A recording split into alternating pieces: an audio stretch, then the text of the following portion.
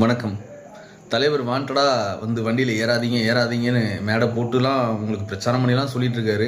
அப்படி இருந்தும் சில பேர் கேட்காம வாண்டடா வண்டியில ஏறிக்கிட்டே இருக்காங்க. ஆனா இவங்களுக்கெல்லாம் இந்த மாரி ஆட்களுக்கெல்லாம் தலைவர் சொன்னத கம்பேர் பண்ணணும்னு தப்பா எடுத்துக்காதீங்க யாரும். வேற வழி இல்ல. இந்த மாரி அல்லு சில்லாம் பேசும்போது சொல்லி ஆகணும் இல்லையா? இந்த ஜூலின்னு ஒரு பொண்ணு ஏதோ தலைவர் பேசினாராம். ஜல்லிக்கட்டு அப்படி பேசுறீங்க, இப்படி பேசுறீங்க ஏதோ சொன்னாங்களாமே. எனக்கு அந்த வீடியோவே வரல. அது ஜூலி பேசலையே, வேற ஏதோ ஒரு பொண்ணு பேசிட்டு இருக்கு. ஜூலியா அது அப்படின்னு எனக்கு தெரியல பாஸ். அது ஜூலியா என்னன்னு நீங்கள் கமெண்ட் பண்ணுங்கள். பார்த்தா நான் ஜூலி மாதிரி தெரில. ஏன்னா ஜூலி ஜல்லிக்கட்டு ப்ரொட்டஸ்ட் பண்ணப்போ ஒரு பொண்ணு இருந்தது.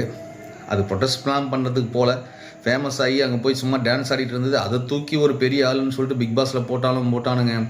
பிக் பாஸில் எப்படி நாரடிச்சாங்க, பிக் பாஸில் எப்படியெல்லாம் அழுவுச்சு, பிக் பாஸில் ஓவியா எப்படி வச்சு செஞ்சாங்க அப்படிங்கிறது எல்லாருமே நல்லா தெரியும். பிக் பாஸுக்கு அப்புறம் இருந்த கொஞ்ச நெஞ்ச பேரும் ஜூலி கெடுத்துக்கிட்டாங்க அப்படிங்கிறது தான் உண்மை. அந்த பொண்ணுக்கு வாழ்க்கை கொடுக்குற மாதிரி, வாழ்வளிக்கிற மாதிரி கலைஞர் டிவிலையும் திமுக சம்மந்தப்பட்ட சேனல்கள்லையும் ஆங்கரிங் பண்ணுறதுக்கும் சில பல நியூஸ்களுக்காகவும் கொஞ்சம் வாழ்க்கை கொடுத்தாங்க.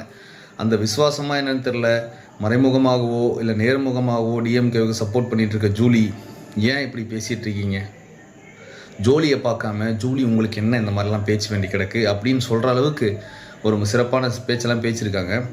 அதுவும் ஜல்லிக்கட்டை பற்றி தாவேகா தலைவர் விஜய் அவர்கள் சொன்னதாகவும், மறுபடியும் ஜல்லிக்கட்டு போயிருச்சுன்னா வாங்கி கொடுக்குறது எங்களுக்கு திராணி இல்லைண்ணே, என்னமோ இவங்க தான் ஜல்லிக்கட்டுக்கு அம்பாசிடர் மாதிரியும், இவங்க தான் என்னமோ மிகப்பெரிய போராட்டத்தை நடத்தி ஜல்லிக்கட்டை மீட்டு கொடுத்த மாதிரியும்.